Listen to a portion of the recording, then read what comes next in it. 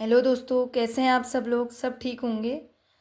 आज हम छायावाद के अंतर्गत अगले 20 क्वेश्चन करेंगे, जिसे मैंने भाग 2 कहा है। ठीक है, भाग 2 के अंतर्गत 20 क्वेश्चन करेंगे। भाग फर्स्ट मैंने पहले वाली क्लास में पढ़ाया है आपको। इसमें पहला प्रश्न है, चिदम्बरा के रचनाकार हैं। चिदम्बरा के रचनाकार हैं सुमित्रानंदन पंत। ठीक है, इसका प्रकाशन हुआ 1958 में। इसके लिए सुमित्रानंदन पंत जी को 1968 में प्रसिद्ध ज्ञानपीठ पुरस्कार मिला था, या प्राप्त हुआ था। ठीक है, चिदम्बरा के लिए आपको याद रखना है, आगामी एग्जाम में आपका आ सकता है। अगला प्रश्न है, लोकायतन के रचयिता हैं। लोकायतन के रचयिता हैं सुमित्रानंदन पंत। अगला प्रश्न है, पंत जी की पहली रचना है। पंत जी की पहली रचना है गिरजे का घंटा। ये भी महत्वपूर्ण है, याद रखना है आपको कि पंत जी की पहली रचना है गिरजे का घंटा। और पंत जी को ज्ञानपीठ पुरस्कार कौन सी रचना के लिए मिला था? चिदम्बरा के लिए। कब मिला था? 1968 में। ठीक है, अगला प्रश्न है, सुमित्रानंदन पंत की सुप्रसिद्ध कविता परिवर्तन उनके किस काव्य संकलन में सर्वप्रथम प्रकाशित हुई थी? जो सुमित्रानंद पंत जी की कविता है परिवर्तन, उनके किस काव्य संकलन में प्रकाशित हुई थी? वह हुई थी पल्लव में। ठीक है, याद रखना है, पल्लव। अगला प्रश्न है, अरविंद दर्शन से प्रभावित हिंदी के कवि हैं। अरविंद दर्शन से प्रभावित हिंदी के कवि हैं सुमित्रानंदन पंत। अगला प्रश्न है, उत्तराखंड के किस कवि को छायावाद और प्रगतिवाद के संधि स्थल का कवि कहा जाता है?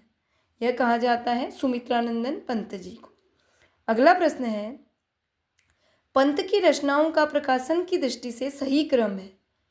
जो पंत जी की रचनाएं हैं वो कब प्रकाशित हुई, उस दृष्टि से सही क्रम बताया, आपको याद रखना है। पहला है गुंजन, प्रकाशित हुई, फिर युगांत, फिर ग्राम्य, फिर लोकायतन। गुंजन प्रकाशित हुई 1932 में, युगांत 1936 में, ग्राम्य 1940 में, लोकायतन 1964 में। ठीक है, अगला प्रश्न है, किस पुस्तक की भूमिका को छायावाद का घोषणा पत्र कहा जाता है? किसे कहा जाता है? पल्लव को। ठीक है, अगला प्रश्न है, बुरास कविता के रचयिता हैं। बुरास कविता के रचयिता हैं सुमित्रानंदन पंत। अगला प्रश्न है, हिंदी साहित्य में महाप्राण किस कवि के लिए प्रयुक्त होता है? हिंदी साहित्य में महाप्राण प्रयुक्त होता है सूर्यकांत त्रिपाठी निराला जी के लिए। ठीक है, अगला प्रश्न है, कुकुरमुत्ता, नए पत्ते तथा तुलसीदास किसकी कृतियां हैं? ये किनकी कृतियां हैं? ये निराला जी की। ठीक है, अगला प्रश्न है, अनामिका काव्य किसके द्वारा रचित है? जो अनामिका काव्य है किसके द्वारा रचित है? यह है निराला जी के द्वारा। पंचवटी प्रसंग भी निराला की ही रचना है। पंचवटी प्रसंग भी निराला की ही रचना है। ठीक है, पंचवटी करके एक मैथिली शरण गुप्त जी की रचना भी है, याद रखना है आपको। अगला प्रश्न है, निराला का जन्म कहाँ हुआ था? निराला जी का जन्म हुआ था बंगाल के मेदिनीपुर नामक ग्राम में। ठीक है, अगला प्रश्न है, साहित्यिक क्षेत्र में सर्वाधिक विरोध किसका हुआ था? साहित्य के क्षेत्र में सर्वाधिक विरोध हुआ था निराला जी का। ठीक है, याद रखना है आपको, सूर्यकांत त्रिपाठी निराला। अगला प्रश्न है, प्रतिपल, परिवर्तित व्यू, भेद कौशल समूह, राक्षस विरुद्ध प्रत्यु, क्रुद्ध कपि विषम, ये पंक्तियां किस प्रसिद्ध लंबी कविता से उद्धृत हैं? ये पंक्तियां हैं राम की शक्ति पूजा। ठीक है, ये किसकी रचना है? यह है सूर्यकांत त्रिपाठी निराला जी की।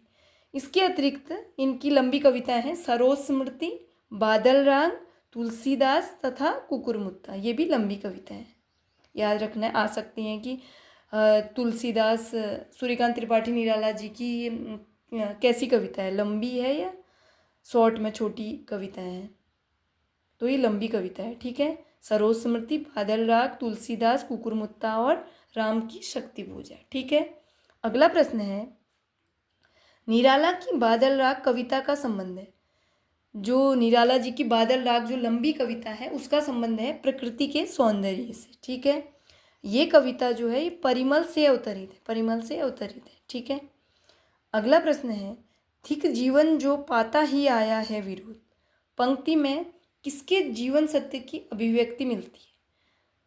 इसमें मिलती है सूर्यकांत त्रिपाठी निराला। ये पंक्ति सूर्यकांत त्रिपाठी निराला की कृति राम की शक्ति पूजा से ली गई है। ठीक है। अगला प्रश्न है, रबड़ छंद या केंचुआ छंद किस कवि की कविताओं को लक्ष्य कर कहा जाता है? यह कहा जाता है निराला जी की, क्योंकि इनकी कविताओं में इन्होंने स्वच्छंद लिखा, मुक्तक छंद का प्रयोग किया। तो इसका उपहास करते हुए बहुत सारे कवियों ने कहा, इन्हें रबड़ छंद या केंचुआ छंद में लिखी गई कविताएं भी कहा है निराला जी की कविताओं को। ठीक है, याद रखना है आपको। आ सकता है कि रबड़ छंद, केंचुआ छंद क्या है ये मुक्तक छंद है। ठीक है, मुक्तक शैली में लिखे गए छंद। अगला प्रश्न है, निराला की अंतिम कविता है। निराला की अंतिम कविता है पत्रोत्कंठित जीवन का विष बुझा हुआ है। यह लिखी गई है 1961 में। ठीक है। अगला प्रश्न है, प्रिय स्वतंत्र रव अमृत मंत्र नव पंक्ति वाली कविता का संबंध है। ये पंक्ति है सूर्यकांत त्रिपाठी निराला जी की। ठीक है। ठीक है दोस्तों, अब अगले क्वेश्चन हम कल की क्लास में करेंगे। आप लोग कमेंट नहीं कर रहे हैं, कमेंट करके बता सकते हैं कि आपको क्लास क्वेश्चन कैसे लग रहे हैं, जो आगामी एग्ज़ाम है उसके अनुकूल हैं या नहीं।